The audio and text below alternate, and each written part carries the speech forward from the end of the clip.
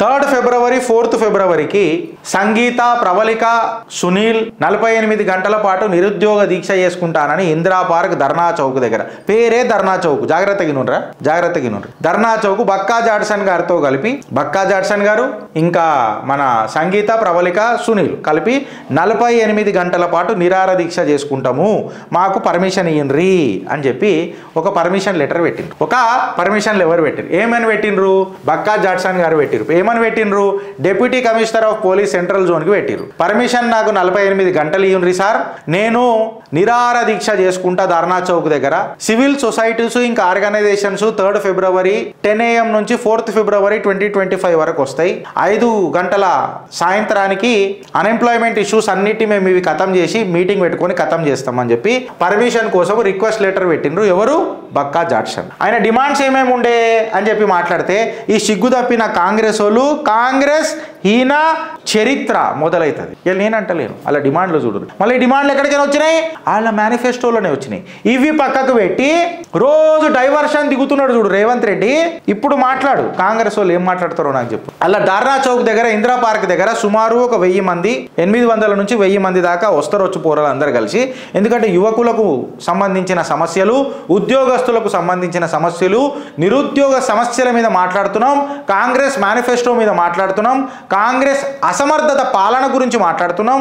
ఇది రాజకీయ కుట్ర కాదు, మీరు చెప్పిన మాటలే మేము అడుగుతున్నాం. అది విద్యార్థులకు, ఉద్యోగస్తులకు సంబంధించిన విషయాలు కాబట్టి దీనికి ఖచ్చితంగా చర్చ జరగాలనా వద్దా? బక్కా జాడ్సన్ ధర్నా చౌక్ దగ్గర ధర్నా చేస్తానన్నది పక్కకు పెట్టినా ఆ ధర్నాల న్యాయం ఉందా లేదా, ధర్మం ఉందా లేదా? ఎవరో ఒకళ్ళు అయితే, ఇప్పుడు వెనకటికి ఒక పీకుడు మొగోడు ఎమ్మెల్సీ అయిండు, చిత్తపండు నవీన్, నేను అది వీక్తా అది కట్టలు కడతానని. ఇవాళ ఏం మాట్లాడుతున్నాడు? ఈ కులపోడు ఈడ పుట్టాలి, ఆ కులపోడు ఆడ పుట్టిండని చెప్పి కుల సంఘాలని ప్రోత్సహిస్తున్నాడు సిగ్గు తప్పినోడు. మళ్ళీ ఇవాళ నువ్వు ఏం చేస్తున్నావు రాబోయ్ అని చెప్పి ఏమైనా మాట్లాడినావా? నువ్వేమైనా నిరుద్యోగులకు ఏమైనా చేస్తున్నావా? ఉద్యోగస్తులకు ఏమైనా చేస్తున్నావా? నీ కాంగ్రెస్ రాసిన మేనిఫెస్టో ఏమైంది? రాహుల్ గాంధీతో తిరిగేటప్పుడు ఓ మాటలు మాట్లాడినావు, రేవంత్ రెడ్డితో కండవ కప్పుకునేటప్పుడు ఓ మాట్లాడినావు. ఇవాళ ఏడికి పరిమితమైనవనంటే జాతి గాంధీ నేతృత్వంలో కులానికి పరిమితమైన కలహాలు రెచ్చకూడదు. ఆడికి పక్కకు పెడితే ఇలా డిమాండ్లు ఏమున్నాయో చూడండి. చట్టబద్ధమైన జాబ్ క్యాలెండర్ వెంటనే అమలు చేయాలి, ఇందులో ఏం తప్పు ఉన్నది? రాహుల్ గాంధీ హామీ ఇచ్చిన 2 లక్షల ఉద్యోగాలను వెంటనే భర్తీ చేయాలి. రాహుల్ గాంధీ పెద్ద స్పీచ్ ఇచ్చినావు కదా, మళ్ళీ రాహుల్ గాంధీ చెప్పిన 2 లక్షల ఉద్యోగాలను భర్తీ చేయాలనా వద్దా? మీరు కామెంట్ రూపంలో చెప్పురు. ఎస్టీ, ఎస్సీ, బీసీ బలహీన వర్గాల రిజర్వేషన్ లాక్కుంటున్న తప్పుడు జియో నంబర్ 29 రద్దు చేసి తిరిగి జియో నంబర్ 55 ప్రకారం గ్రూప్ 1 ఉద్యోగాలను భర్తీ చేయాలి. ఇందులో ఏం తప్పు ఉన్నది? ఇది వాస్తవమే కదా.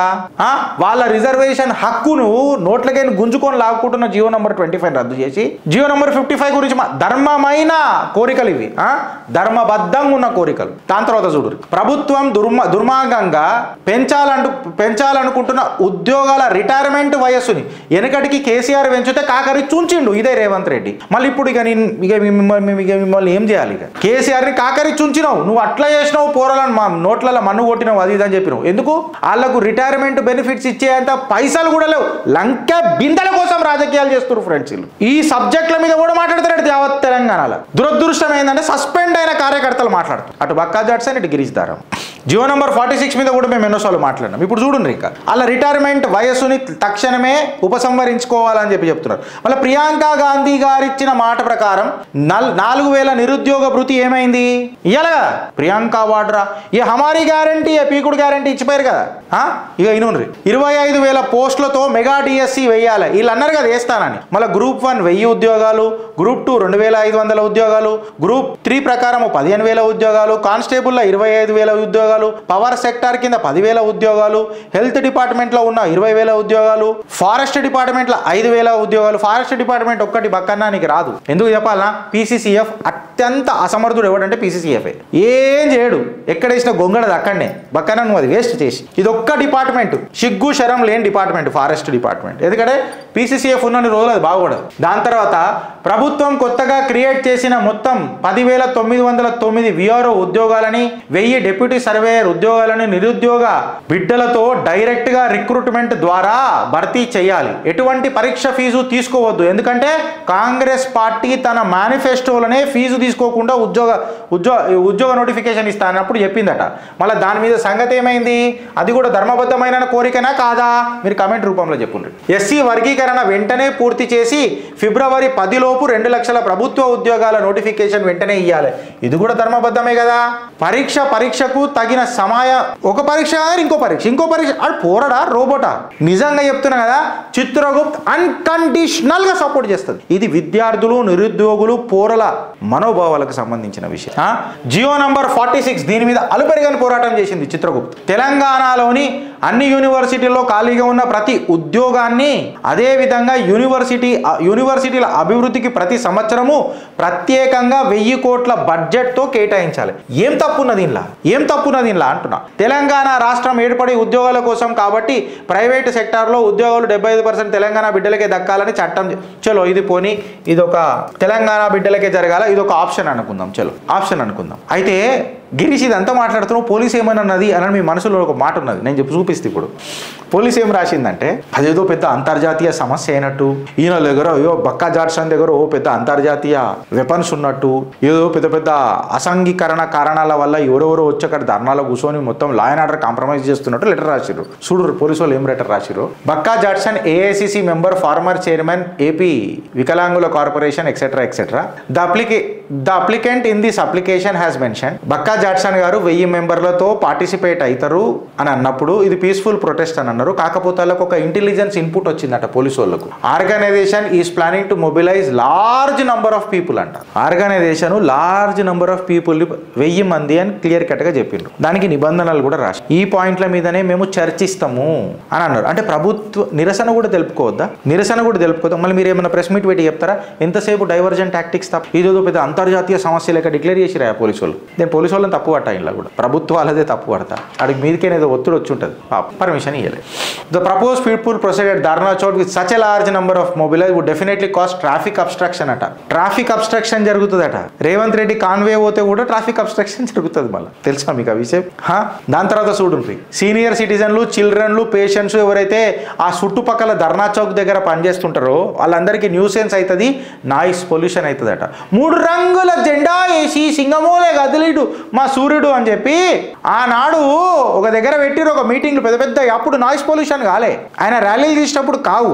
బక్కా జార్సన్ విద్యార్థుల పక్కన నిరుద్యోగుల పక్కన నిలబడి మాట్లాడితే అవుతుంది. నిన్న ఏదో సభ పెట్టిడు మీవాడు పోయి, ఆడ సౌండ్ పొల్యూషన్ కాలే. అది నిజంగా చెప్పాలంటే సౌండ్ పొల్యూషన్ ఏమవుతుంది ఆయన మాట్లాడిందంతా. బీసీల్లో ఉన్న ముస్లింలు అంట. అసలు ముస్లింలలో బీసీలు ఎడికైనా వచ్చిర్రా అయ్యా? నీకు నాకు అర్థం కాదు కానీ నీ మెదడు మోకాళ్ళకి వచ్చినట్టుంది చింతపండు నవీన్. బీసీలలో కూడా ముస్లింలు ఉన్నాడా? అసలు రాజ్యాంగం ఏం చెప్తారో కూడా తెలియదు వీళ్ళకి. ఎంతసేపు రాజకీయ లబ్ధి, రాజకీయ దాహం. లాస్ట్కి ఏమని అన్నారు?